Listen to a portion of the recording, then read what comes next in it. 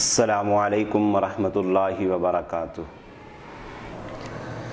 وعلیکم السلام ورحمۃ اللہ وبرکاتہ۔ مفتی صاحب، آپ کی خدمت میں ایک سوال عرض کرنا چاہتا ہوں۔ کون سے موضوع پر مسح کرنا جائز ہے؟ آپ کا سوال ہے کہ کون سے موضوع پر مسح کرنا جائز ہے۔ موضع جن پر مسح کرنا جائز ہے اس کی ٹوٹل قسمیں ہیں 3، اور 3 قسموں کے علاوہ کسی قسم کے موضع پر مسح کرنا جائز نہیں ہے۔ پہلی قسم کیا ہے کہ چمڑے کے موزے ہوں جن سے پاؤں ٹخنوں تک چھپے رہے، یہ پہلی صورت ہے۔ اور دوسری صورت یہ ہے وہ موزے جن میں صرف تلوا چمڑے کا لگا ہو اور تلوے کے علاوہ چمڑا نہ ہو۔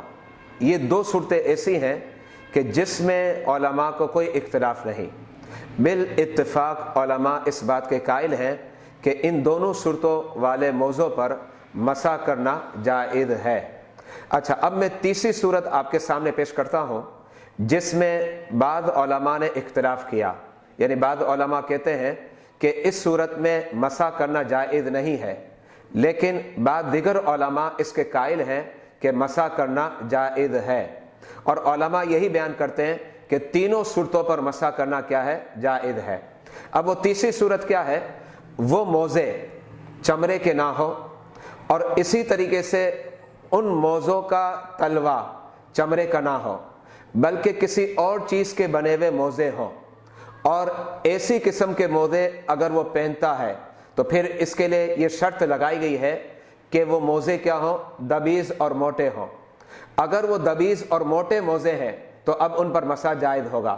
جیسے مثال کے طور پر اگر اون کے موزے بنے ہیں، یا اسی طریقے سے سوت کے موزے بنے ہوئے ہیں، یا کسی اور کپڑے کے بنے ہوئے ہیں، تو یہاں علماء نے شرط لگائی کہ وہ موٹے اور دبیز ہو، تو اس صورت میں مسح کرنا جائز ہوگا۔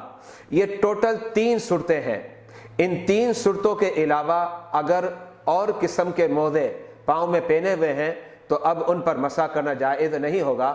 اور یہ مسئلہ ایسا ہے کہ فقہ کی جتنی بھی کتابیں ہیں جو احکام شرعیہ پر لکھی گئی ہیں، تمام کتابوں کے اندر یہ مسئلہ مذکور ہے۔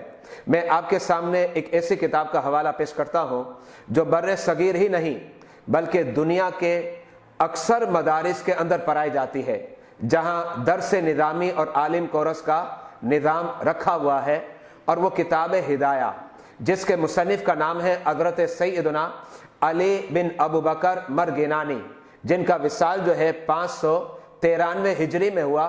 اس کی جلد نمبر 1 ہے اور صفحہ نمبر 202 ہے، اور وہاں ہدایہ کے اندر یہ عبارت مذکور ہے۔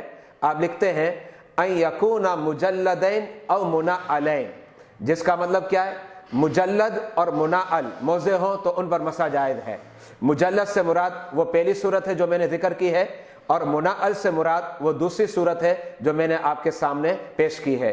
آگے صاحبین کا قول پیش کرتے ہیں وقالا یجوز اذا کان ثخینین، جس کا مطلب یہ ہے کہ صاحبین کا یہ موقف ہے کہ اگر وہ موزے اگرچہ چمڑے کے نہیں ہیں لیکن وہ دبیز اور موٹے ہیں تو پھر ان پر مسح کرنا جائز ہے۔ یہ ٹوٹل 3 صورتیں ہو گئی جو علماء کرام نے پیش کی ہیں، اور ان پر مسح کیا جا سکتا ہے۔ دبیز اور موٹے سے کیا مراد ہے؟ چونکہ 3 قسم کے جو موزے ہیں ان پر مسح جائز ہے، تو تیسری قسم جو تھی اس میں یہ شرط تھی کہ وہ موزے کیا ہو؟ دبیز اور موٹے ہو۔ دبیز اور موٹے ہونے سے کیا مراد ہے، میں اس کی وضاحت کرتا ہوں۔ فقہاء کرام نے لکھا ہے کہ چمڑے کے 3 اوصاف ہیں، اگر وہ تینوں اوصاف ایک ساتھ ان موزوں کے اندر پائے جائیں، اگرچہ وہ موزے چمڑے کے نہ ہو، تو اس کو کہا جائے گا دبیز اور موٹے موزے۔ اب وہ تینوں اوصاف میں آپ کے سامنے پیش کرتا ہوں۔ پہلا وصف یہ ہے کہ موزے پنڈلی تک ہوں، اور وہ موزے بغیر باندھے ہوئے اور بغیر بندش کے اپنی جگہ پر ٹھہرے رہے، یہ تو پہلا وصف ہے۔ اور دوسرا وصف یہ ہے کہ اگر ان موزوں کو پہنا جائے اور جوتوں کو نہ پہنا جائے، اور آپ کسی سفر کے لیے چلے جائیں تو ان سفر میں وہ موزے نہ پھٹے۔ اور تیسرا وصف یہ ہے کہ اگر ان موضوع کے اوپر پانی کو ڈالا جائے تو پانی موضوع سے چھن کر جلد کی طرف فوراً نہ پہنچے۔ اگر یہ تینوں اوصاف ایک ساتھ ان موضوع کے اندر پائے گئے تو اب ان موضوع پر مسح کرنا جائز ہے، اگرچہ وہ موضع چمڑے کے نہ ہو۔ اور یہ جو مسئلہ ہے یہ فقہ کی کتابوں کے اندر مذکور ہے۔ یہاں میں صرف ایک حوالہ پیش کرتا ہوں، اور وہ حوالہ ہے اعلیٰ حضرت امام اہل سنت کا۔ اعلیٰ حضرت امام اہل سنت نے فتاوی رضویہ کی جلد نمبر 4 ہے اور صفحہ نمبر 347 پر اس مسئلے کو لکھا، اور ان 3 اوصاف کے اور حوالے آپ نے اپنے فتوے میں درج کیے ہیں۔ آخر میں اس بات کو ذہن میں رکھ لیجئے گا کہ جو اونی اور سوتی موجودہ موضع ہیں ان موضوع پر مسح جائز نہیں ہے۔ واللہ اعلم بالصواب۔